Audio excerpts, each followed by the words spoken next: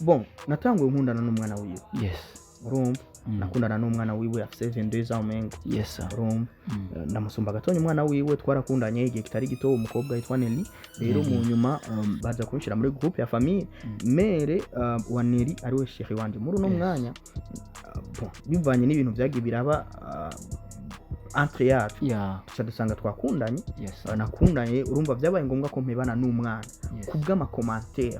kubw'ibintu baguma bavuga ati akese uwo mukobwa aracari umwana uzomutera inda azohiba amashure kubgawe sinzi biki nibiki banshira muri groupe mama wiwe yarantutse muganda bimushimira kubera ko yaransavye ikigongo kameme muga mu nyuma cyanza gukundana na mama wiwe twaje gusanga dukundana akurita imyaka ingahe hajya andusha imyaka 21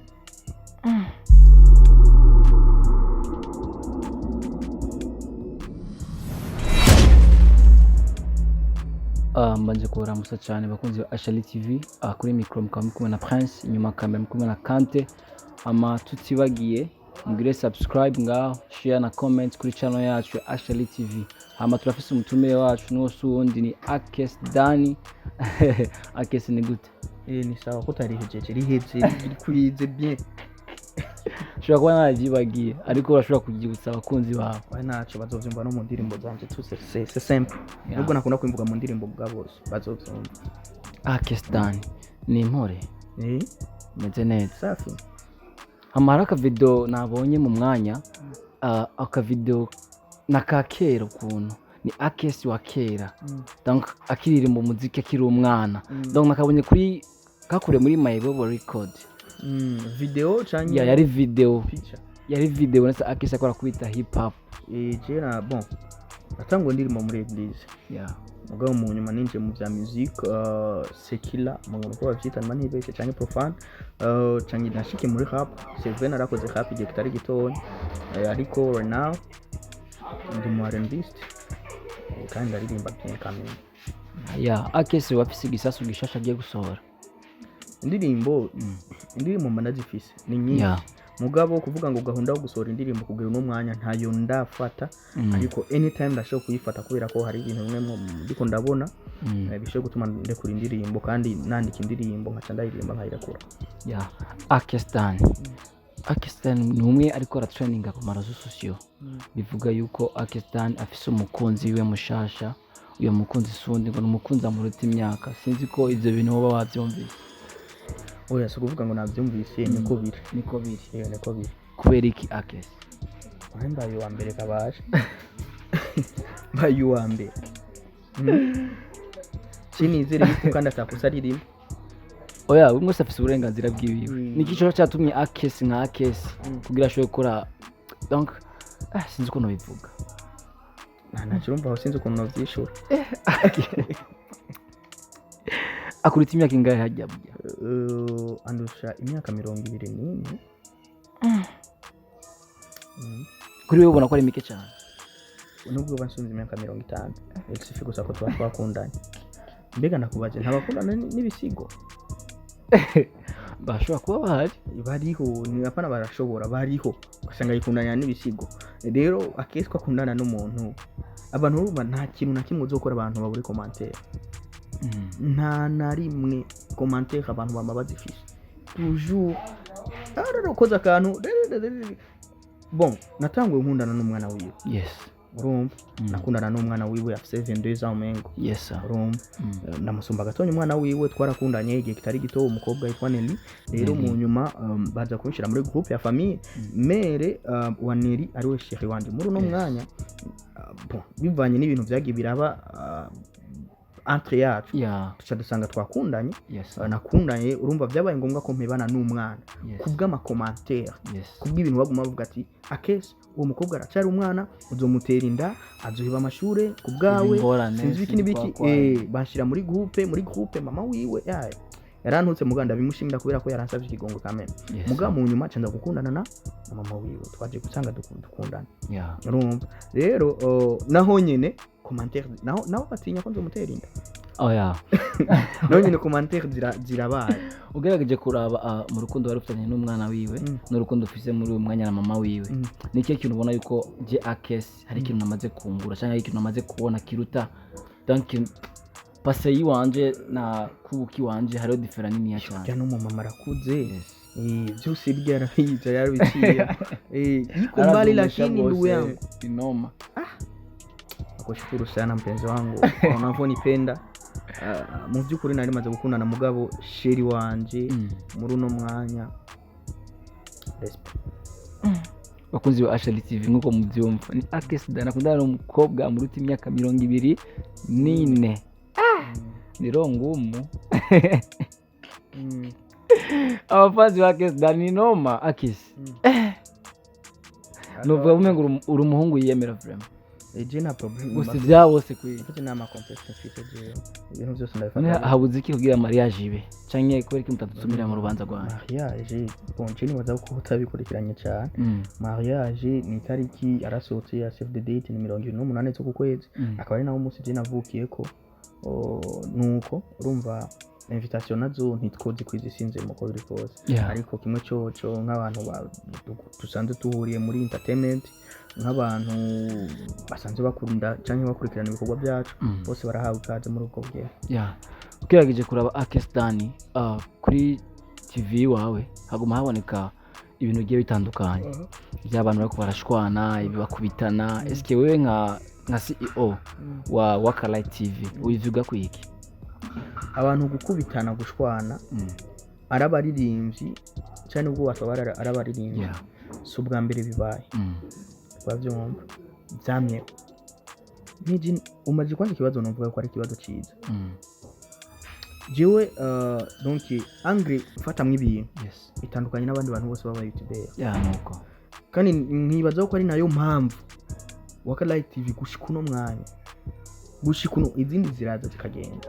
zikagenda me Wakalight TV toujours iryo zino mengo riguma riri hahandi urumva niyo mpamvu je nama nivuga ati n'umuvyeyi wa TV online yose yava kagira ngaha mu gihugu cyacu kubera iki kwebwe hari ukuntu jewe cyane hari ukuntu hahura ibintu bitandukanye n'ukuntu abandi babitahura mbe urazi ingwano zaba hagati ya West Coast na East Coast sinzi ko baza narabyumva ba Tupac n'abajya abandi bo mu wundi mugwe n'ibintu byama byabaye si bishasha uriko uravyumva kandi umuririmbyi cyaba ikintu kibi cyaba ikintu ciza kugipibira kugitangaza kuri we urumva abibyaza umusaruro biramwungukira umuririmbyi kuri channel yawe nubona ko biza gutera ikibazo nyabaki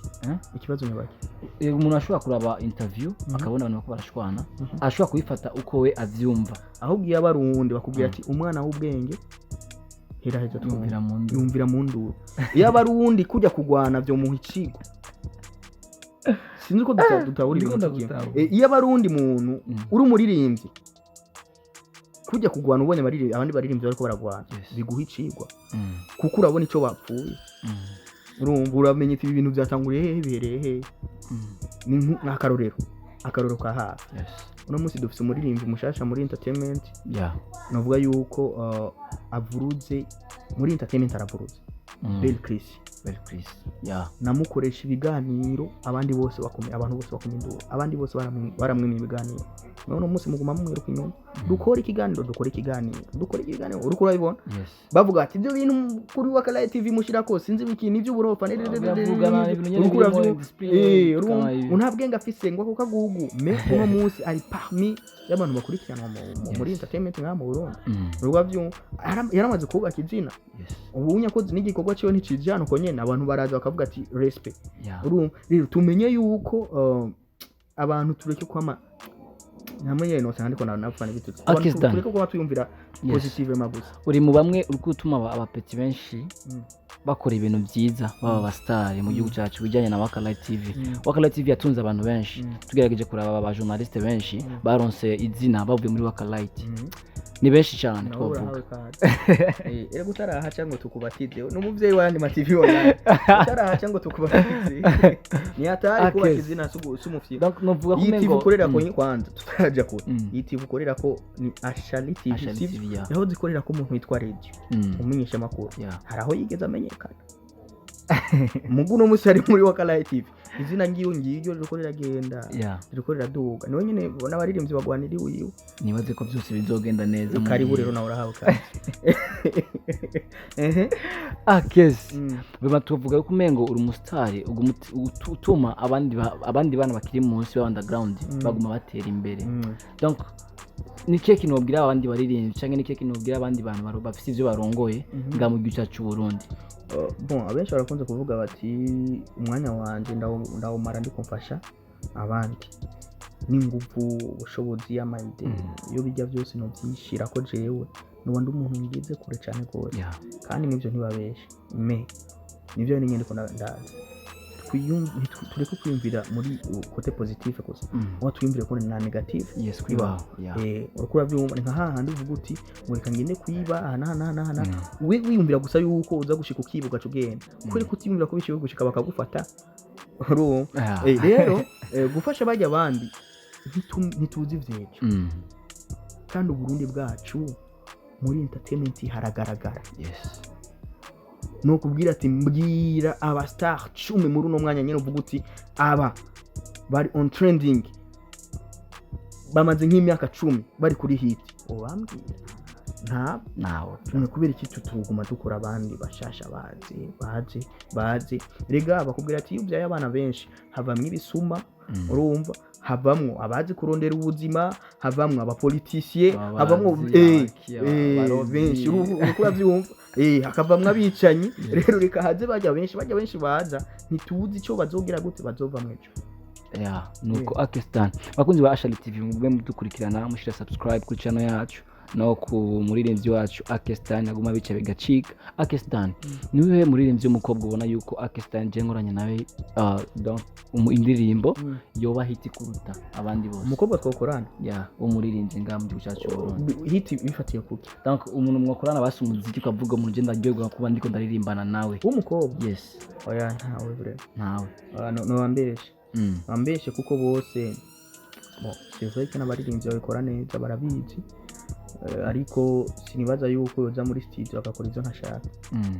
urumva rero muri uwo mwanya urazi kuba satisfied nibyo naririmbana na Visual Love narabaye satisfied kubera ko muri studio hariho byinshi kwerekana yanyereka akambwira ati Akesa sivuga n'indirimbo nubwo ari jina yanditse yose ide ya beat ukuntu yovuzwa kose urumva mugabo hari ubundi buntu nabona ko Vishu andenze urumva mere ndiko ndaraba abana b'abakobwa nani afadhali pole kwa mbali Stanish kwa mbali kuko ujyanye razi no kuvuza mainstream kandi ndiko numviriza melody za Stanish zitandukanye nabo bandi baririmbyi bose b'abakobwa bose Stanish yaje afite katoza keza je nafse nimwe nigeze no kumukorera yitwa umengo ntiyari uwanje niko yitwa iryoshe kubi urumva rero cyene baza yuko mugabo ntawe byukuri nta mukobwa nimwe twokorana nkavuga ati undaryohewe cyane kubyo nkaho umengo ni gitangaza icyo wabwira wewe ngaho barirenze bakobwa mu gihugu cyacu Burundi no kubabwira yuko bashirisha akagenshi cyane bakore cyane kuruta nkuko Stanish bikora oya Stanish biragoye kumucako bavyumve neza abakobwa biragoye kumucako kuko nibabone Stanish kujya ku ntari ibaze yuko ari bije ari byo yadukanye navyo muri kino gihe kandi muririnze mwiza kandi amazi igihe kirekire cyane avuza amainstrima hariho impano nka Stanish je niko namurabujya n'impano kavukire sivyo yaje kuyimurimwo kwishiramwe me abo bandi babaje kuvyishiramo ngo bagoma kwirukangana na Stanish me nibarabe nabo ivyo bavukanye nibi urumva akamona Walda karafise nyine ukuntu kari appétissante uko ayibona ari appétissante ukuntu rero kujya kuntu ari appétissante narabe kujya kuntu abantu tumwipfuza cyane tuvuga dutubwiye umukobwa ni mwiza nabona karabereye ta yiwe n'ibiki byose abikoresha kavukire arabe impano donc icyo yavukanye agikoresha amakivyaza umusaruro mugavuze ngo ace mu nzira za Stanish aho muvuna tugerageje kuraba Akestan afise mama na papa bon je no vuga ko ndabafise kiretse yuko je mama amvyara yarapfuye kera cyane nkiri muto donc tugarutse inyuma kuri ya nkuru ya mukunzi wawe mushasha ufise nivyo bitera icuka kibi muri famille yiwawe cyo ni mu buryo abantu bambere barasta mu mutwe je ni muri famille yanje hari no mu burigera mu navuga ijambo nari no wapi abo abandi barako baravuga ibintu bitari byiza je muri famille yanje papa wanje je ni mu bishop bishop sinzi umuntu yigeze kuzira mubaza ati ngo kubera iki umwana wawe ngo abana bawe kuko na Christian Junior bararirimba na Jenny twese mu by'imiziki kubera iki ngo abana bawe ngo baje mu by'imiziki ngo kandi we ngo mu bishop muzima kandi yamwishuye ati none bakubwiye ngo abana banje ni waraba bishop sindi mu bishop umwe wese afise icyatumye avuga ndabakubitira inkore kuja kumaba kuba bishop ikiba rero Jenny waza yuko uko biri kose abavyeyi banje n'abantu bama batahura kandi ndafise mama ubwo navuze ati mama wanje yarapfuye papa hari undi mama yazanye yamufata nka mama kubera ko yafashe nk'umwana wiwe bien ari muri ubuzima training kuri izo social zivuga yuko Akestan na Big Fizzo